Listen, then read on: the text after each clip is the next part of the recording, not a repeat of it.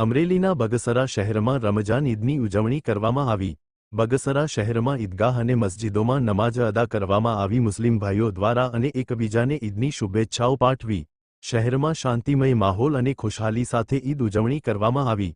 બગસરા શહેરમાં અને આખા દેશમાં ભાઈચારા સાથે બધા તહેવારો ઉજવાય તેવી દુઆ કરવામાં આવી।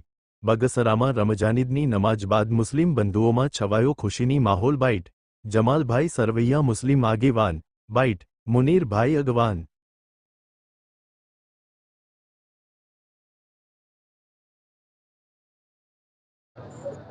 આજ રોજ બગસરા મુકામે ઈદગાહ ઉપર બગસરાના તેમજ આજુબાજુના ગામોડાના તમામ મુસલમાનોએ ભેગા થઈ અને ઈદ ઉલ ફિત્રની નમાજ અદા કરી।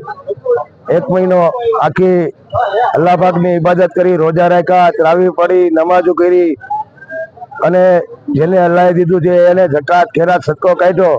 એ અંદે વર્ષ આખો મહિનાનું આજે પૂરો થતા ઈદગાહ ઉપર ઈદની નમાજ જાજી તાદાદમાં બધા ઈદની નમાજ અદા કરી।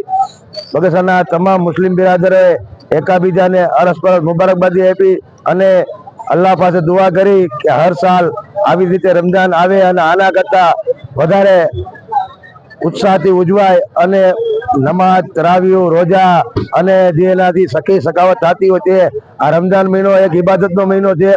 આ રમજાન મહિનો લોકોને ગરીબ ગુબરાની સેવા કરવાનો મોકો છે।